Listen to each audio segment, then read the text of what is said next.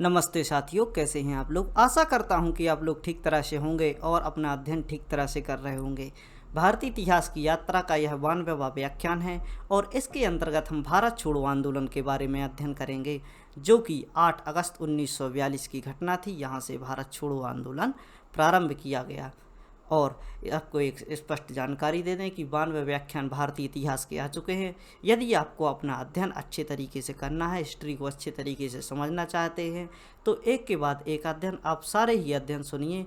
और आप यदि प्रयासरत रहेंगे तो 2 से 4 दिन में आप सारे व्याख्यान को सुन सकते हैं और इसके बाद एग्ज़ाम की तैयारी आप कर सकते हैं। छोटे छोटे लेक्चर्स हैं जिनके माध्यम से आप 1 या 2 दिन में ही बहुत से लेक्चर को ख़त्म करके अपना इतिहास अच्छा बना सकते हैं।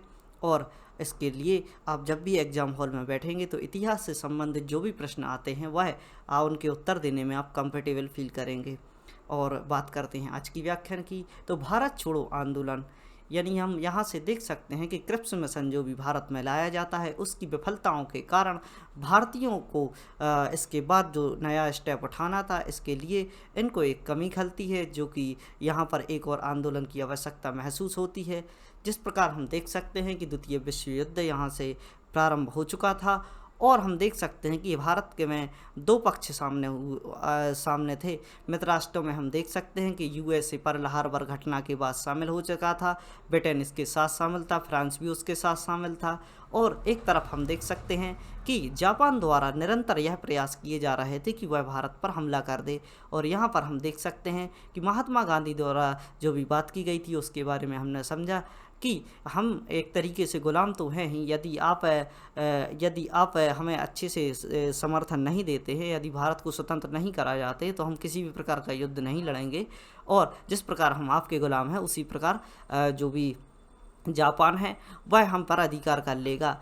यह बात केवल इसलिए थी क्योंकि यह भारत को स्वतंत्र कराना चाहते थे। और यहाँ पर हम देख सकते हैं कि ब्रिटिश सरकार सत्ता में आ जाती है और साथ ही इस आंदोलन को भी समझने का प्रयास करते हैं कि इस आंदोलन ने भारतीय क्षेत्र को आज़ाद कराने, ब्रिटिश सरकार को अपने घुटनों पर लाने के लिए क्या क्या प्रयास किए गए और किस प्रकार भारत की आज़ादी के लिए मार्ग प्रशस्त हुआ। आइए जानने का प्रयास करते हैं भारत छोड़ो आंदोलन के बारे में। आइए मैप के माध्यम से समझने का प्रयास करते हैं कि भारतीय क्षेत्र में किस प्रकार से यहाँ पर दबाव बनाए जा रहे थे। ब्रिटेन का हम लोकेशन देख सकते हैं कि जो यूरोप है यहाँ से ब्रिटेन हुआ करता था, यह जो क्षेत्र है यूके का क्षेत्र है।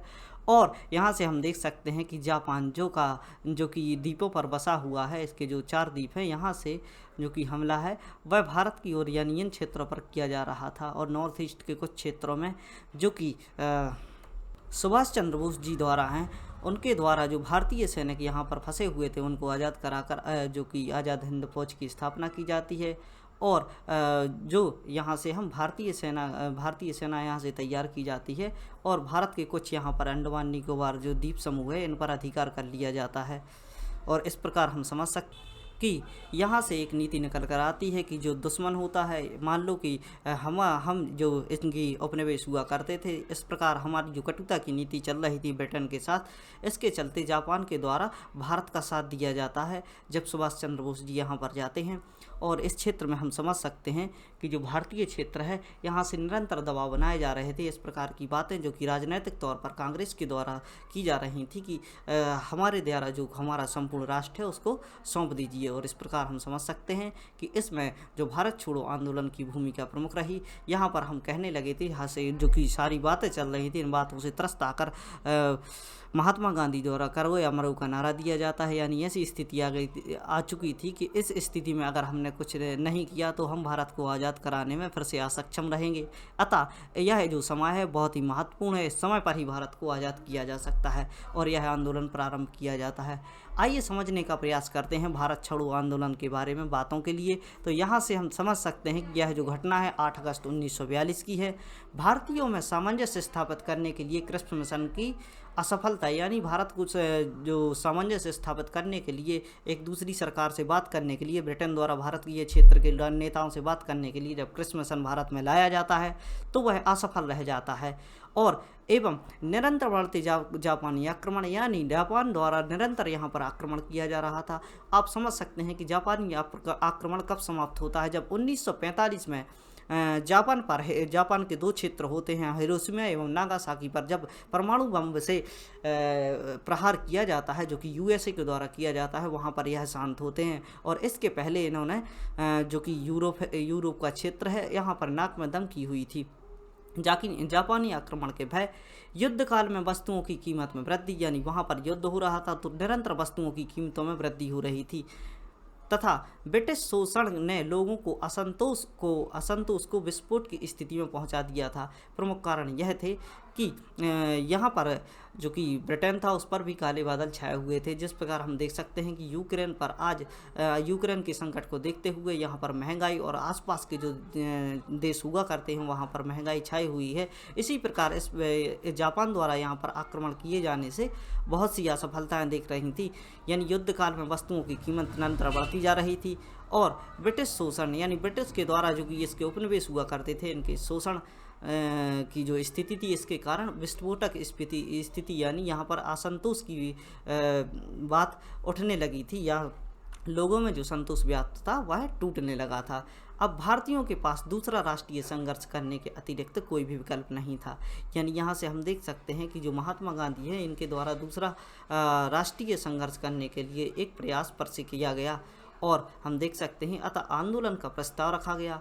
और यहाँ से हम देख सकते हैं कि जब आंदोलन का प्रस्ताव रखा जाता है तो इसकी मांग की जाती है, जो कि मांग है वह भारत से ब्रिटिश शासन को शीघ्र ही समाप्त करना चाहिए। इस प्रकार की मांग यहाँ से रखी जाती है कि भारत पर जो ब्रिटिश शासन है उसको शीघ्र रूप से समाप्त कर देना चाहिए और अन्यथा कांग्रेस पुनः सविनय अवज्ञा आंदोलन प्रारंभ करेगी। इस प्रकार की धमकी देते हुए यह कार्य किए गए। 7 अगस्त 1942 का समय होता है जब मुंबई के ग्वालियर ट्रैंक मैदान में हुए कांग्रेस के अधिवेशन में भारत छोड़ो आंदोलन प्रस्ताव पारित किया गया।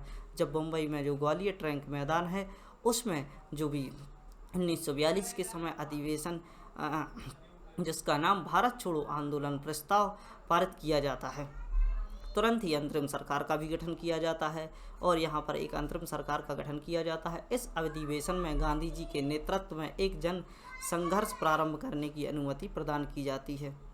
गांधी जी ने इसी में भारतीयों को करो या मरो का नारा दिया, यानी यहाँ से इन्हें नारा दिया कि यदि आप इस समय पर कुछ कर सकते हैं, चूँकि ब्रिटेन पर बहुत सारे दबाव बने हुए हैं, यदि यहाँ से संघर्ष प्रारंभ करते हैं तो हमारी किसी भी बात को मानने के लिए ब्रिटेन की सरकार तैयार हो जाएगी। और आगे देखते हैं इसके बारे में। ब्रिटिश सरकार ने मध्य रात्रि में ही इस आंदोलन के प्रमुख नेताओं को गिरफ्तार कर लिया। जैसे ही इस प्रकार का आंदोलन प्रारंभ होता है तो सबसे पहले इनकी प्रायोरिटी होती है कि भारतीय क्षेत्र में जो नेता विरोध कर रहे हैं उनको किस प्रकार दबाया जाए। तो ब्रिटेन के द्वारा इस प्रकार के बिल पारित किए गए कि जो भी यहाँ पर प्रमुख नेता हुआ करते थे उनको अर्धराष्ट्रीय में ही धर दबोचा जाता है तथा कांग्रेस को गैर कानूनी संस्था घोषित कर दिया जाता है। इस आंदोलन को क्रूरता से दबाया जाता है। स्थिति निरंतर बढ़ती जाती है और देखते हैं कि देश में हड़तालें होती हैं, सार्वजनिक हिंसा के प्रयास किए जाते हैं। यानी यहाँ पर हम देख सकते हैं कि जो सार्वजनिक रूप से लोग इकट्ठे हुआ करते थे उन पर हिंसापूर्वक या बर्बरतापूर्वक कार्रवाइयाँ की जाती हैं। सभी प्रकार के संचार साधनों, जो भी जनता के द्वारा संचार साधनों एवं पुलिस व सेना व पुलिस के विरुद्ध हिंसा की गई।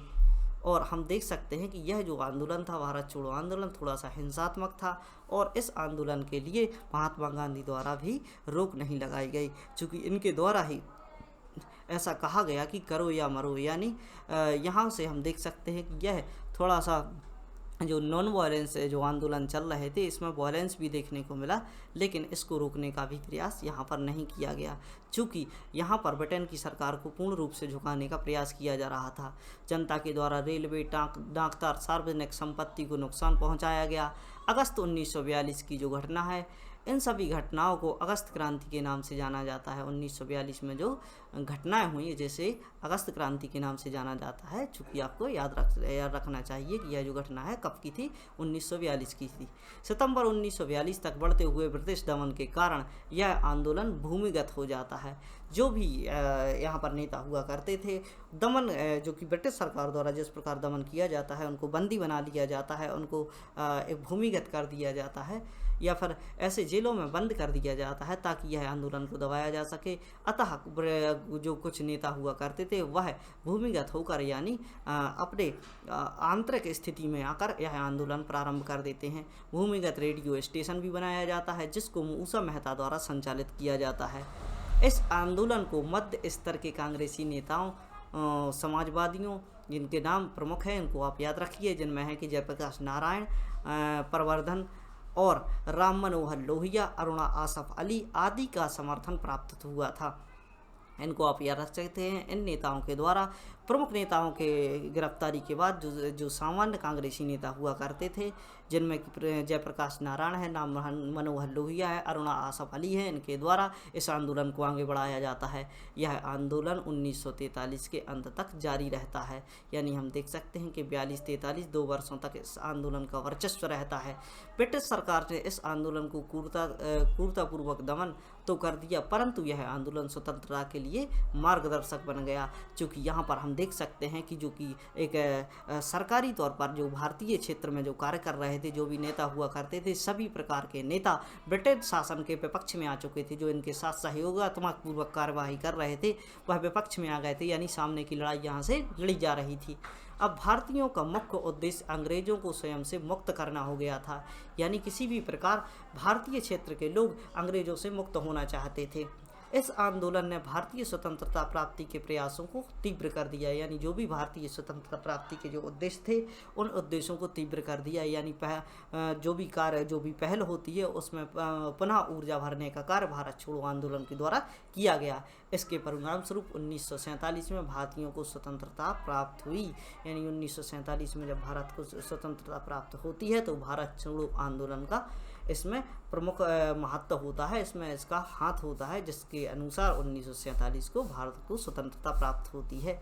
आशा करता हूँ कि भारत छोड़ो आंदोलन से संबंधित जानकारियाँ आपको समझ आई होंगी और जो भी इम्पोर्टेंट जानकारी है और बैकग्राउंड इन्फॉर्मेशन है सारी आपको प्राप्त हो चुकी है। यानी कुछ भी फैक्ट से संबंधित कुछ भी वन लाइनर या मल्टीपल क्वेश्चन आपके सामने आते हैं तो आप आसानी से इसके बारे में सॉल्व कर सकते हैं।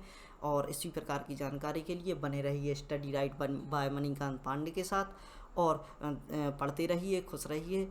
जय हिंद, भारत माता की जय।